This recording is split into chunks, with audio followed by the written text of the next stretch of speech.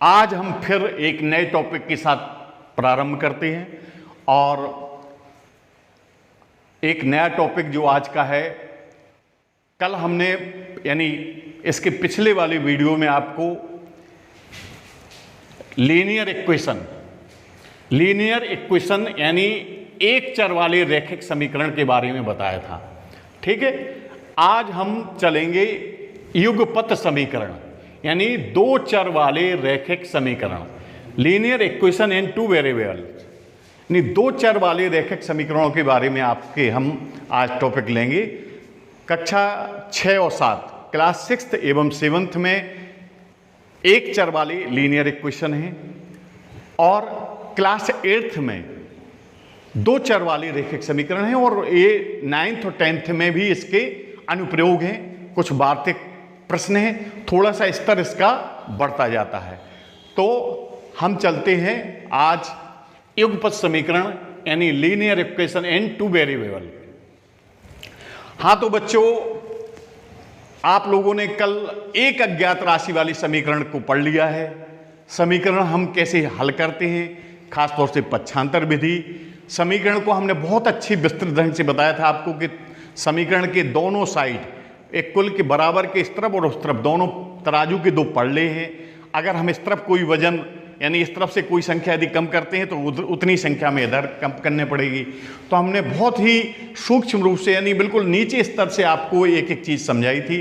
अब वही कंडीशन जैसे एक हम उदाहरण लेकर के चलते हैं कि जैसे एक उदाहरण है कि 5 वर्ष पूर्व राम की आयु 5 वर्ष पूर्व राम के पिता की आयु राम की आयु की तिगनी थी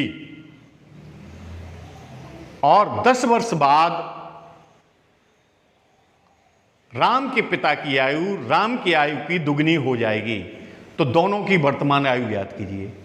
जब दो समस्याएं आए तो उसमें हम एक अज्ञात राशि का ज्ञात करते थे। जब दो प्रॉब्लम आ जाएंगी तो कोई प्रॉब्लम नहीं है, पहली प्रॉब्लम से एक इक्वेशन बना लेंगे और दूसरी प्रॉब्लम से एक इक्वेशन बना लेंगे।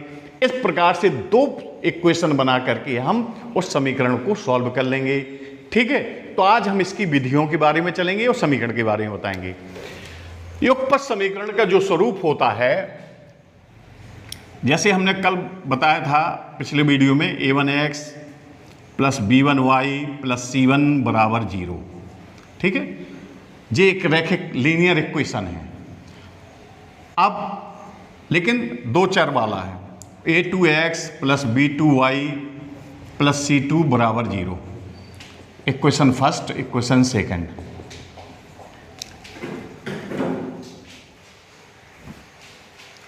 पहला इक्वेशन है a1x plus b1y plus c1 बराबर 0। दूसरा है a2x plus b2y plus c2 बराबर 0। जे कब युगपत समीकरण हो सकते हैं इसका, या ये का द्वितीय हल कब हो सकता है, जब a1 बटे a2 does not equal to b1 बटे b2। अगर इस प्रकार की कंडीशन है तो हमारा युगपत समीकरण को हम सॉल्व करके उसके दो अज्ञात मान ज्ञात कर सकते हैं। तो ये वास्तविक स्वरूप है हमारे युगपत समीकरण का। अब हम थोड़ा सा इसके बारे में थोड़ा सा और विस्तृत चलते हैं और आपको हम ले चलते हैं युगपत समीकरण हल करने की विधियों में। बहुत सिंपल विधियां हैं, बहुत सरल हैं, लेकिन थोड़ा सा एक बार आप गौर कर लेंगे तो ये हमारा विश्वास है कि बच्चों दोबारा आपको समीकरण नहीं समझना पड़ेगा। सिर्फ एक बार अगर आप विधियों को अच्छी तरह से समझ लेंगे तो दोबारा आपको बिल्कुल नहीं समझना पड़ेगा। पहली विधि है प्रतिस्थापन विधि, सब्स्टिट्यूशन मेथड। दूसरी है विलोपन विधि, एलिमिनेशन मेथड। तीसरी है वज्र गुणनखंड विधि, क्रॉस मल्टीप्लिकेशन मेथड। और चौथी है ग्राफ विधि, ग्राफिकल मेथड। वैसे कक्षा 8 का जो लेवल है तो कक्षा 8 में दो ही विधियां बताई गई हैं, एक तो प्रतिस्थापन विधि और एक विलोपन विधि। 9th 10th में वज्र गुणनखंड विधि और ग्राफ विधि का यूज है। ठीक है, लेकिन हम ये प्रयास करेंगे कि कम से कम आपको ये 3 विधि, क्योंकि हमारे कुछ बच्चे 9th 10th के भी हमने शुरू से आप लोगों से कह रहे हैं कि हमारे जो वीडियो होते हैं वो क्लास 4th से लेके 9th तक के बच्चे इसमें निश्चित लाभ ले सकते हैं। 4th 5th 6th वाले बच्चे जो हमारे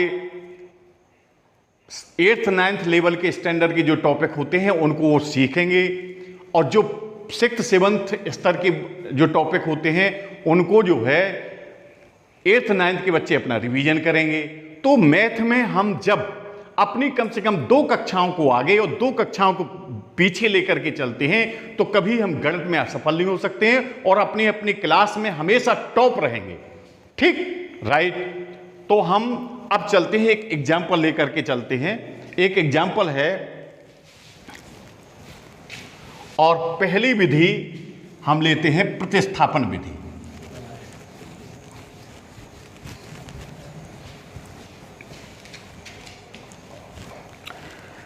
पहला मेथड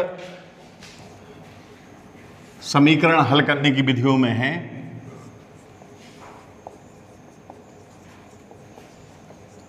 प्रतिस्थापन विधि। ठीक है, अब इसके लिए हम एक एग्जाम्पल ले लेते हैं। x + 2y = 7, ये फर्स्ट इक्वेशन हो गया। ठीक है, x + 2y = 7, और दूसरा है 2x + 3y = 11। ठीक है, इस प्रकार से हमने ये 2 इक्वेशन इसमें आपको ले लिए हैं। अब इसको हमें पहले प्रतिस्थापन विधि से हल करना है। ठीक है, बिल्कुल ध्यान से देखते जाओ, एक एक मेथड का थोड़ा थोड़ा सा डिफरेंस है। देखो एग्जाम में यदि सिर्फ ये आ गया कि निम्न समीकरण को हल करो, तब तो हम चाहे जिस मेथड से हल कर दें। यदि लिख के आ गया कि इसको प्रतिस्थापन विधि से हल करो, या विलोपन विधि से हल करो, या बीजगणित विधि से हल करो, तो आपको फिर उसी विधि से हल करना पड़ेगा। ठीक, तो अब हम इसको लेकर के चलते हैं प्रतिस्थापन विधि। जैसा कि नाम है प्रतिस्थापन, यानी समीकरण फर्स्ट या सेकंड, दोनों समीकरणों को पहले हम गौर से देखते हैं। दोनों समीकरणों में 2 अज्ञात राशियां हमारी x और y हैं। अब हम इसमें ये देखते हैं कि दोनों समीकरणों में से कौन समीकरण हमारा ज़्यादा सिंपल दिखाई दे रहा है। ठीक है, निश्चित है इसमें कुछ बड़ी संख्याएं दिख रही हैं और फर्स्ट नंबर इक्वेशन हमारा ये थोड़ा सिंपल दिखाई दे रहा है। तो उसमें से हम एक अज्ञात राशि x या y का मान दूसरे समीकरण में प्रतिस्थापित कर देते हैं, यानी रख देते हैं, तो फिर मान निकल आता है। इस प्रकार से इस समीकरण को सॉल्व करने का हम प्रयास करेंगे। तो इसमें जैसे पहला है x + 2y = 7, तो हमने बताया कि समीकरण फर्स्ट हमारा सिंपल दिखाई दे रहा है, तो हमने समीकरण फर्स्ट से x + 2y = 7 ले लिया।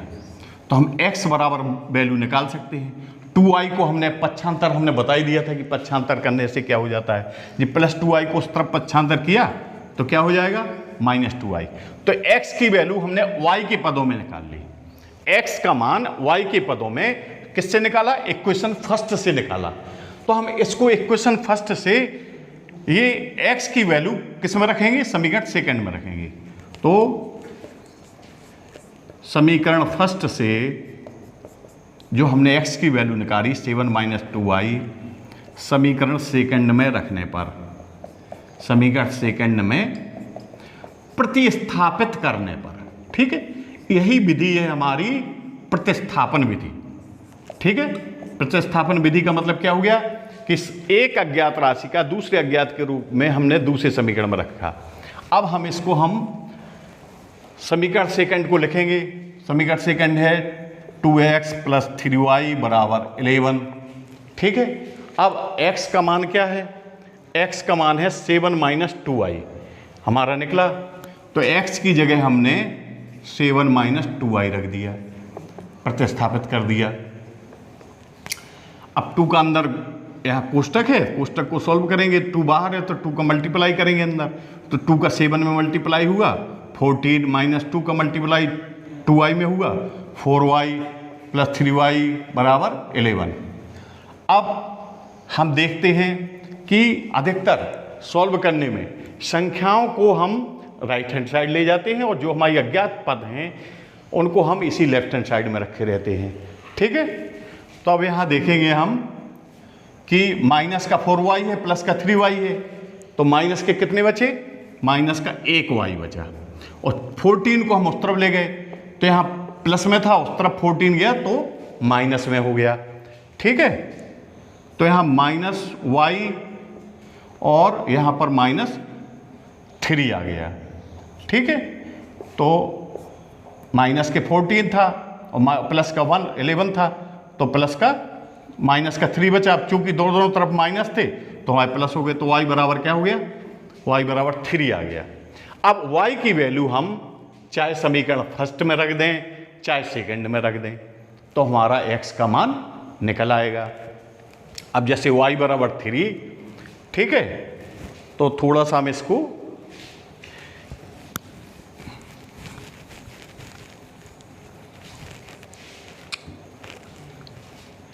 अब y बराबर क्या हो गया? 3।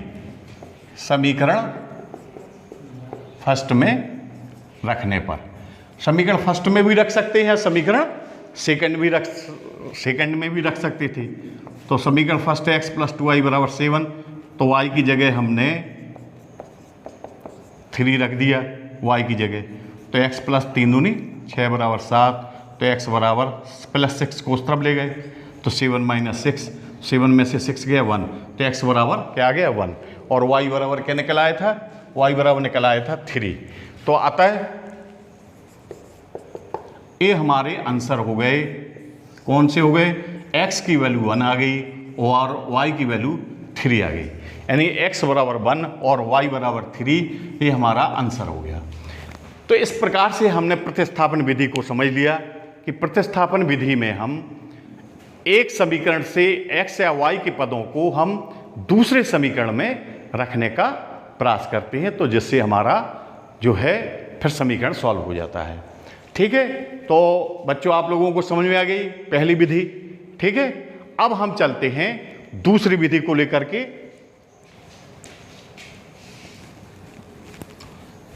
अब दूसरी विधि हमारी जो है वो है विलोपन विधि।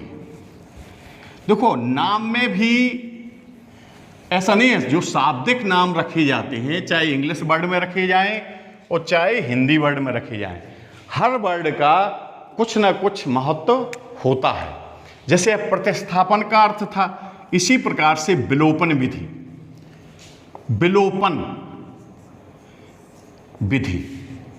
अब विलोपन विधि में नाम से स्पष्ट है, विलोप, विलोप माने किसी एक का गायब कर देना, विलोप कर देना, विलोपित कर देना। ठीक है, तो इस प्रकार से हम फिर से वही उदाहरण लेके चलते हैं, एग्जाम्पल हम वही लेंगे जिससे आपको बिल्कुल क्लियर समझ में आ जाए कि बिल्कुल ये आपको ना लगे कि इसमें कोई अलग दूसरा उदाहरण रख के एक ही क्वेश्चन को हम, एक ही समीकरण को, एक पद समीकरण को आज आपको सभी विधियों से हम हल करके बताएंगे। ठीक है, आप लोगों ने प्रतिस्थापन विधि समझ ली है। अब देखिए समीकरण हमारा क्या था, वही समीकरण हम ले रहे हैं, x प्लस 2y बराबर 7। ठीक है, ये फर्स्ट समीकरण था और दूसरा था 2x plus 3y equal to 11। ये फर्स्ट इक्वेशन था और ये सेकंड इक्वेशन था। अब विलोपन विधि में हम क्या देखते हैं, विलोपन विधि में हम जैसे प्रतिस्थापन विधि में था, हमने एक की वैल्यू हमने x या y का मान y के पदों में रख के दूसरे समीकरण में रख दिया था। विलोपन विधि में हम यहाँ पर देखते हैं कि x के गुणांक देखते हैं और y के गुणांक देखते हैं। तो यहाँ x का गुणांक जब कोई संख्या नहीं है तो 1 है, यहाँ 1 माना जाएगा। यहाँ x का गुणांक क्या है? 2 है। यहाँ y का गुणांक फर्स्ट समीकरण फर्स्ट में 2 है और समीकरण सेकंड में y का गुणांक 3 है। अब हम ये प्रयास करते हैं कि या तो x के या y के गुणांक बराबर हो जाए, और गुणांक बराबर करने के लिए हम थोड़ा सा ये देखते हैं कि किस में सिंपल रहेंगे, y के गुणांक बराबर करने में सिंपल रहेंगे कि x के गुणांक बराबर करने में सिंपल रहेंगे। अगर हम y के गुणांक बराबर करते हैं तो देखो 2 और 3 का एलसीएम कितना आ गया 6, यानी हमें समीकरण फर्स्ट में 3 का मल्टीप्लाई करना पड़ेगा और सेकंड में 2 का मल्टीप्लाई करना पड़ेगा, तो y के गुणांक बराबर हो जाएंगे। लेकिन इसमें दोनों में गुणा करना पड़ेगा। अगर हम x के गुणांकों को देखते हैं तो देखो x के गुणांकों में यहां पर 2 है, और अगर हम फर्स्ट में 2 का गुणा कर दें तो हमारे x के गुणांक बराबर हो जाएंगे। इसीलिए x के गुणांक बराबर करना ज़्यादा सिंपल है।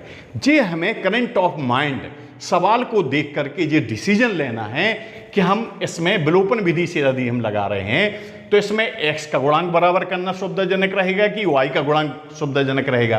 क्योंकि हम बार बार कहते हैं कि मैथमेटिक्स का मतलब होता है स्पीड एंड ट्रुथ। सवाल तो सभी बच्चे लगा लेंगे, लेकिन स्पीड में कौन लगाएगा और सही कौन लगाएगा, वही मैथ में अव्वल होता है। तो जब स्पीड और ट्रुथ से लगाना है तो हमें ये माइंड लगाना है कि हम किस शॉर्ट से शॉर्ट मेथड से जाएं या किस मेथड से हम जल्दी पहुंच जाएं कि हमारा क्वेश्चन भी सॉल्व हो जाए और हमें ज़्यादा संख्याएं का गुणा भाग ना करना पड़े। तो इसीलिए हम यहाँ पर x के गुणांक बराबर करते हैं। तो निश्चित है कि समीकरण सेकंड में x का गुणांक 2 है, तो समीकरण फर्स्ट में 2 का गुणा करने पर समीकरण फर्स्ट में, ठीक है।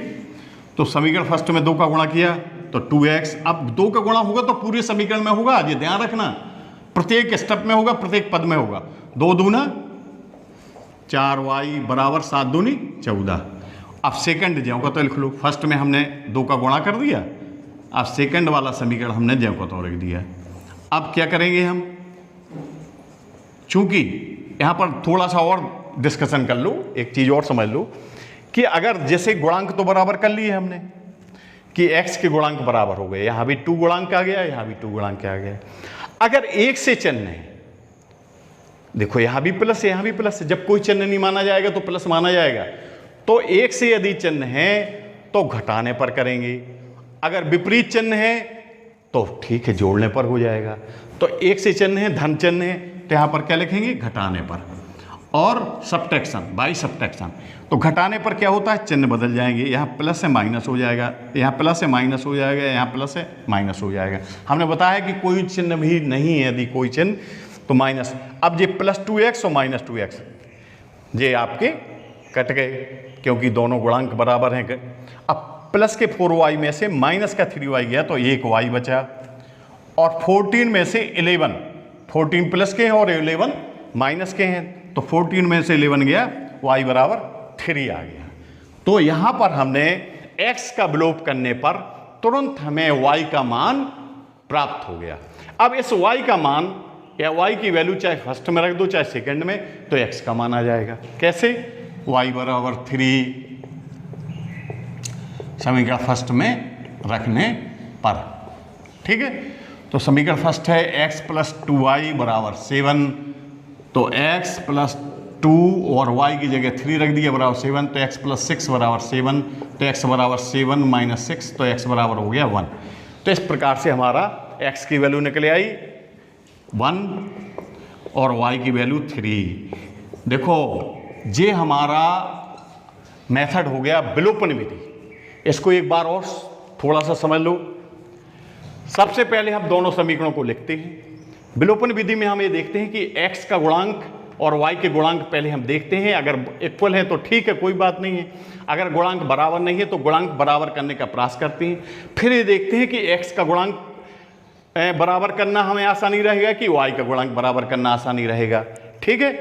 तो अब इसमें हम ये देखते हैं कि x का गुणांक यदि आसान है, चूंकि निश्चित है हमने बताया भी था, तो x के गुणांक में हमने समीकरण फर्स्ट में 2 का गुणा कर दिया, तो x के गुणांक बराबर। फिर हम दूसरी चीज़ यहाँ पर क्या गौर करने वाली बात है, फिर हम ये देखते हैं कि अगर एक से चिन्ह है जो हमने गुणांक बराबर किए हैं और दोनों में ऋण ऋण है या धन धन है तो घटाने पर करते हैं, अगर विपरीत चिन्ह है तो जोड़ने पर कर देंगे तो कट जाएंगे दोनों। तो हमने यहाँ पर क्या किया, घटाने पर। घटाने पर देखो चिन्ह बदल जाते हैं, जब कोई चिन्ह नहीं है तो हमने बताया कि प्लस माना जाएगा, तो यहाँ माइनस हो गया, यहाँ माइनस हो गया, माइनस। तो 4y में से 3y चले गए, 1y बचा, 14 में से 11 गए 3, तो y बराबर 3 आ गया। अब y बराबर 3 है, y की वैल्यू 1 निकल आई, तो इसको हम फिर चाहे फर्स्ट में रख दें चाहे सेकेंड में रख दें, तो हमने x का मान निकाल लिया। तो इस प्रकार से हमारी ये विलोपन विधि कंप्लीट होती है, ध्यान रखना, ठीक है, ओके, ठीक है। तो हम अब तीसरी विधि हमने जो बताया है कि वज्र गुणनखंड विधि, यानी cross multiplication method, cross multiplication method लेकर के हम चलते हैं।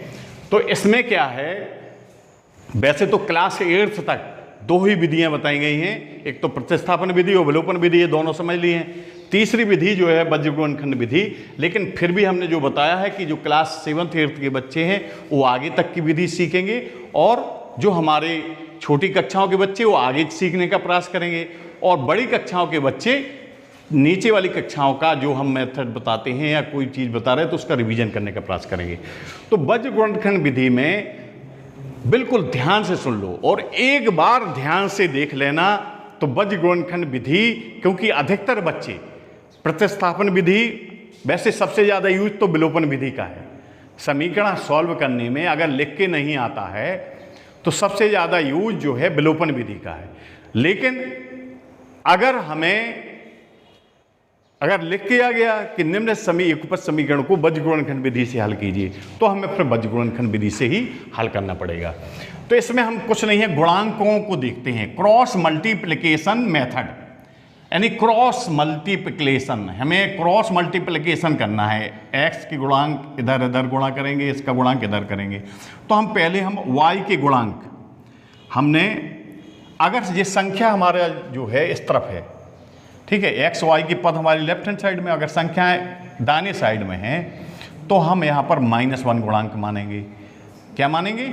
-1 गुणांक। अगर हम इस संख्याओं को इधर ले आ रहे हैं बाएं साइड, तो हम फिर +1 के गुणांक मानेंगे। तो हम इनको संख्याओं को समझ लो कि इधर ही रखा रहने दें। हम कहाँ से गुणांक लिखना शुरू करते हैं? y के बाद यहाँ -1, फिर x, फिर y, यानी x y, क्या कर रहे हैं हम? x y तथा -1 के गुणांक लिखने पर, देखो थोड़ा सा हम विस्तार से इस विधि को बता रहे हैं, क्योंकि फिर तो आप लोग इक्वेशन से ही क्रॉस मल्टीप्लिकेशन कर लोगे, लेकिन पहले ध्यान से देख लो, एक बार मेथड समझ लोगे, बस यही पूरा खेल हो जाएगा।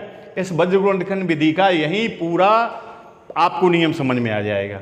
तो पहले तो हम y के गुणांक लिखते हैं। तो y का गुणांक समीकरण फर्स्ट में है 2 और सेकंड में है 3। -1 हमने ये बताया कि अगर ये संख्या राइट हैंड साइड में हम अगर लिखे हैं तो -1 गुणांक माना जाएगा। अगर हम लेफ्ट हैंड साइड में लिखे होते तो यहाँ +1 गुणांक लिखते। तो यहाँ 7 है, यहाँ 11 है, ठीक है। अब x का गुणांक, यहाँ जब कोई गुणांक नहीं है तो 1 माना जाता है, यहाँ 2 है। y का फिर हम एक बार फिर से लिख देते हैं, दोहरा देते हैं, 2 और 3, ठीक है। अब y और -1 किसके नीचे लिखा जाएगा? x के, मतलब जिसके नीचे हमें लिखना है वो नहीं होना चाहिए, यानी x के नीचे जो हम राशि लिखेंगे वो y और -1 गुणांक को लिखेंगे, ठीक है। ध्यान से देख लो, और -1 और x ये किसके नीचे लिखेंगे? y के नीचे, यानी y नहीं होना चाहिए। और x और y के गुणांक हम किसके नीचे लिखेंगे? -1 के नीचे लिखेंगे, यानी यहाँ देखिए गौर से, x बटे बराबर y बटे बराबर -1 बटे। अब देखो x बटे हमें जो करना है, तो क्रॉस मल्टीप्लिकेशन, क्रॉस यानी इसका गुणा हो रहा है इसमें, तो 11 मल्टीप्लाई 2, 11 मल्टीप्लाई 2, यानी 2 मल्टीप्लाई 11 -3 मल्टीप्लाई 7, राइट। इसका गुणा माइनस ऊपर से नीचे का गुणा माइनस नीचे से ऊपर का गुणा। अब इसी प्रकार से यहां पर ऊपर से नीचे 7 मल्टीप्लाई 2 ये y के नीचे लिखा जाएगा, -11 मल्टीप्लाई 1, अब -1 के नीचे क्या लिखा जाएगा? 1 × 3, 1 × 3 माइनस 2 × 2। बस इस लाइन को थोड़ा सा फिर से समझ लो। पहले हमने y से शुरू किया, y -1 और x और y के हमने गुणांक लिख लिए। हम x के नीचे कौन कौन संख्याओं के गुणांक लिखेंगे? क्रॉस मल्टीप्लिकेशन लिखेंगे y और -1 जिसमें x ना हो।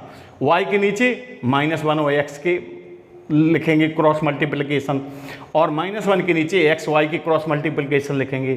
कैसे लिखेंगे? कि ऊपर से नीचे का गुणा माइनस क्रॉस, ठीक है, ये क्रॉस हो गया। अब क्रॉस में हम क्या करेंगे? सबसे पहले ऊपर से नीचे का गुणा माइनस नीचे से ऊपर का गुणा। तो 2 × 11 माइनस 3 × 7, ये x के बटे हो गया। फिर y के बटे 7 × 2 माइनस 11 × 1, और -1 के बटे क्या हो गया? 1 × 3 माइनस 2 × 2। बस ये लाइन आपने इतना भर समझ लिया तो आपका बीज गुणनखंड विधि यानी क्रॉस मल्टीप्लिकेशन मेथड आपका इसी में पूरा छिपा हुआ है। ठीक है, अब इसको हम थोड़ा सा विस्तार से आगे चलते हैं। तो आगे हम चलते हैं x बटे बराबर y बटे बराबर -1 बटे। ठीक है, अब x बटे 11 दूनी 22 माइनस 7 21, यहाँ 11 दूनी 22 माइनस 7 21, 11 2 जा 11 दूनी 22 हो गया, और माइनस 7 21, यहाँ 7 दूनी 14 माइनस 11 एकम 11, 14 माइनस 11 हो गया। और -1 के नीचे 1 × 3 यानी 3 माइनस 2 × 4। ठीक है, समझ में आ गया ना? क्लियर? बहुत स्लोली पढ़ा रहे हैं, बहुत धीरे धीरे पढ़ा रहे हैं, बिल्कुल एक एक चीज समझ में आ जाए। जिसने, जो भी बच्चे हमारा पहली बार चाहे क्लास 5th 6th के हैं, जिसने कल का लीनियर इक्वेशन का समीकरण देख लिया होगा, कल का वीडियो, वो आज इस समीकरण को भी सॉल्व करना सीख जाएंगे, ये हमारी गारंटी है। सिर्फ ध्यान से बार देखते जाइए। ठीक है, तो अब यहां पर क्या बचा? 22 में से 21 गया 1, यहाँ y 14 में से 11 गए 3, बराबर यहाँ -1 और माइनस के 4 है, माइनस के 4 है और प्लस के 3 है। ठीक है, तो माइनस का 4 और प्लस का 3, तो माइनस का 1 बचा। अब यहाँ पर x बटे 1 बराबर y बटे 3, दोनों तरफ है माइनस माइनस, तो यहाँ 1 बटे 1 हो गया। अब इसमें 3 पद हो गए, x बटे 1 बराबर y बटे 3 बराबर 1 बटे 1। तो इसमें हम फर्स्ट, सेकंड और थर्ड, तो पहले हम लेंगे by first and third, right? First and third, x/1 बराबर 1 बटे 1, क्रॉस मल्टीप्लिकेशन, क्रॉस मल्टीप्लिकेशन किया ना, तो x का 1 में हुआ x और 1 का 1 में, तो 1।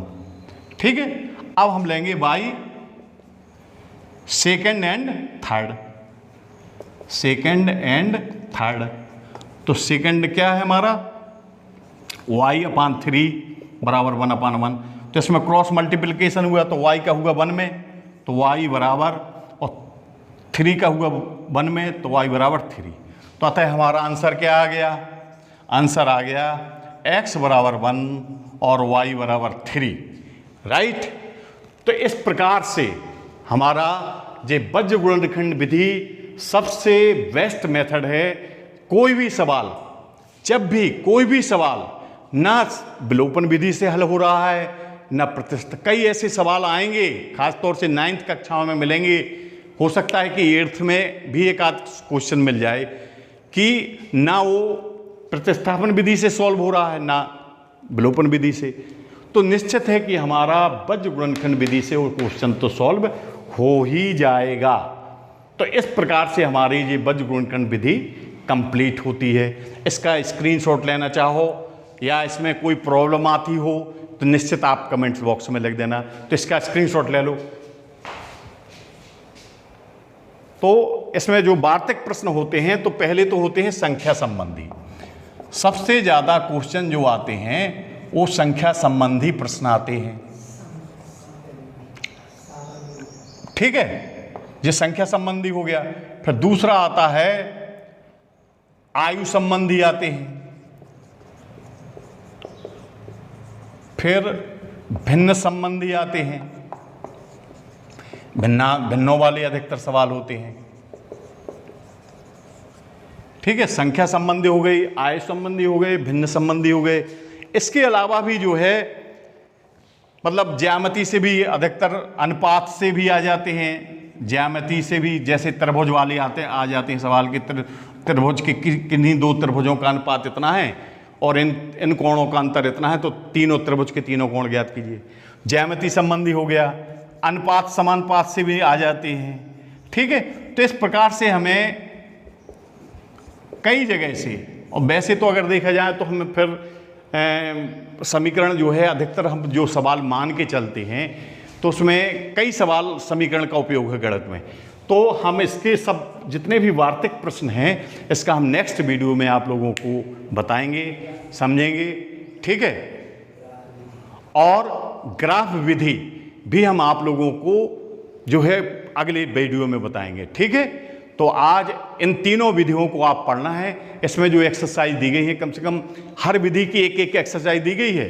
प्रतिस्थापन विधि की दी गई है, विलोपन विधि की दी गई है, बीजगुणनखंड विधि। तीनों विधियों के कम से कम 50 क्वेश्चन आप लोगों को सॉल्व करना है। ठीक, और 50 क्वेश्चन सॉल्व करके आप बिल्कुल मजे जाएंगे, आंख बंद करके बीजगुणनखंड विधि लगाना सीख जाएंगे। जिसको यदि नहीं समझ में आता हो, यूट्यूब चैनल में जो हमारा वीडियो दोबारा देख सकते हैं। ठीक है, प्रयास पूरा करेंगे, फिर भी अगर समझ में नहीं आया तो हम नेक्स्ट वीडियो में आप लोगों को बताएंगे। ठीक है, और इस प्रकार से